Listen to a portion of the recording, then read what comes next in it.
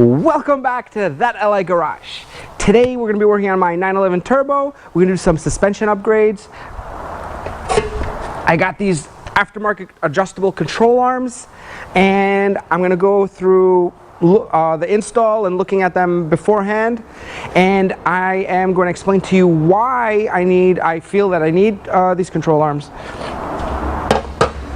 So a little backstory is I have a good amount of track experience, but this 911 Turbo is new for me on the track, so I have to change my driving style. I'm used to driving a Subaru race car with similar power, but a manual gearbox, and also the weight distribution of that car is a lot different than this one, so turning in is different. So there's a lot of things I'm getting used to, but also any car you track, you have to drive it and see what the car needs and tailor fit that car towards your driving experience and skills and style. So I took it in stock form, except for an exhaust on it. It's pretty much stock. It needs better tires. It lacks grip. This car had issue with grip. I needed a lot more grip in the turns. The power was there at all times, and sometimes when I'm in a turn, I'm using like all the grip, all the lateral G-force on a turn, and then once I ease into it, like the power is just so instant with this car, it kind of off balances the car and breaks traction. So I'm battling that out a little bit. And another thing that I'm reading off of this car is, I'm going to put the car up the lift. I'm going to show you what I'm reading with treadwear. Tells you a lot about the alignment that this car needs to help me get the traction that I'm supposed to get. So let me lift it up and we'll get to that. All right, so we're going to start with the front of the car, and we're going to look at the tread, and we're going to start reading something. So you can see over here on the inside, there's a lot of tread, and there's not a lot of discoloration, or everything is fine. But on the inside, you could see, but this is also, I drove the car on the street afterwards, but there was a lot of discoloration. It was kind of like purplish inside of it, and you can see there's very worn on the outside of this wheel.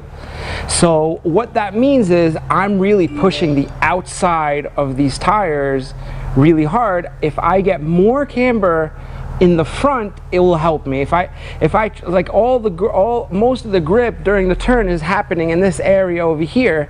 Now if I tilt the wheel more camber, negative camber, I'm moving this patch to over here, or ideally you're at the whole tire, but we're trying to move this patch over here over, make it wider and bigger. So I maxed out on the alignment, what I can do camber on the factory. Factory was, I think, less than -1 is the most I can get it. I think I have -6. That's factory specs, and that's where I started from. If we go to the back of the car, we can see that we have pretty much even wear on the wheels. We have some on the inside, and I think that's like really from the hard turns, and then also some on the outside. So this one is a little bit tricky for me to figure out because I'm eating some on the outside and the inside. I think it has a lot to do with like when the power comes in, I'm using this, but off power, I'm using this part of the wheel. So for now, I'm gonna leave the back as is. I'm not gonna adjust it more than what it is. Again, the rear is set to factory spec. Maybe when I do alignment, I'll add maybe 1/4 of a degree of negative camber in the rear, but most of what we need is up front. So that brings us to the control arms. All right, so these are the control arms. These are the new ones. They come with their brackets also, so you could have the sensor, the ground control sensor, factory. And this is the new one and old one. In the pictures, it seems like it's a lot wider, but it's not really. The way these are adjusted, these are not adjustable. You have GT3s that are adjustable, and they're basically cut over here, and you put shims that lengthen this. So these, you can open these up, and with this you can, adjust the length of it that way by doing that, extending the lower control arm you can give it more negative or positive camber. I ended up going with these because they're a lot cheaper, and weight wise I don't see they're a lot, so I have to compare. I'm comparing it to a stock one, turbo one that is not adjustable, and it's 3.6 pounds, while the new ones are in the fours. They're 4.3 pounds, so that's about half a pound in difference. I would be interested to know what a GT3 would go for, how much it weighs, just to know. Another thing that's really cool about these is that they have removable ball joints, so you can rebuild them. Basically, you could even do them inside the car if you needed to do. And when I spoke to them on the phone, they said this is the factory size. You could put a factory bushing back into this if you want. So it's fully serviceable, these pieces, which is really cool. And that's it. I'm gonna start installing it, and I'll show you the process. Some control arms on these cars have a hydraulic bushing inside of it, so you need to remove it. You got to press them out and press in your old ones onto your control arm. So I started doing one. I just want to show you what it is. So you could see over here that this sits flush. On the other ones it sticks out. The one that I'm supposed to, this is the one I pressed out of the factory factory control arm. So this one sits here. This is the one I pressed out from here. This is the one that was in here. So you can see the difference in the height. And now this is supposed to be pressed in, so it's in the middle.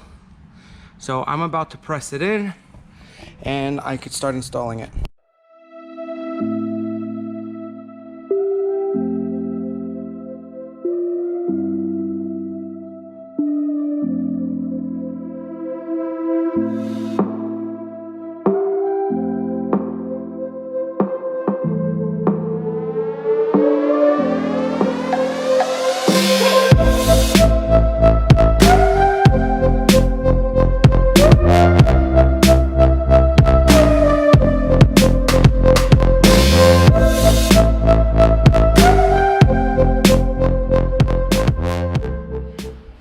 Alright, so now I'm ready to put in the other bushing. What you do is give it a little grease on the part that you're going to put in. Just a little bit at the bottom. I'm going to put it in right. Now you can see where the rust is, where that part was exposed. That's a good reference point to go off of. But once you get close, I used this caliper as a depth gauge, like that. So when this sits over here, it should be able to touch there. I measured that according to the one that I took out before. So that's just an easy way to not work so hard to go look for that information. And that's it. So now I'm just gonna press it out and start installing it.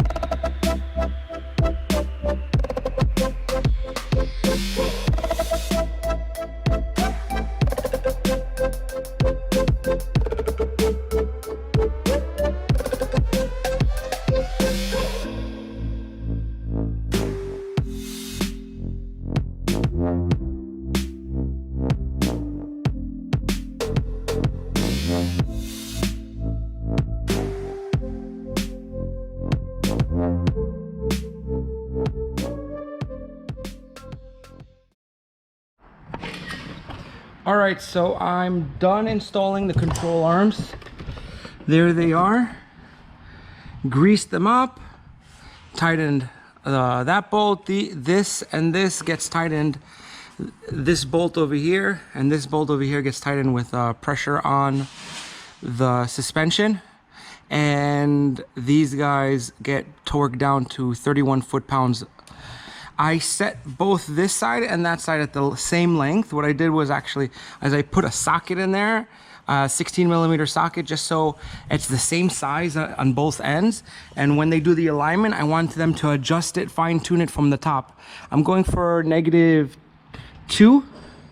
That would be good. I left this plate off, that one over there, and the spats over here, the brake spats, the duct work on both sides, I left them off to make it easier for the alignment guys.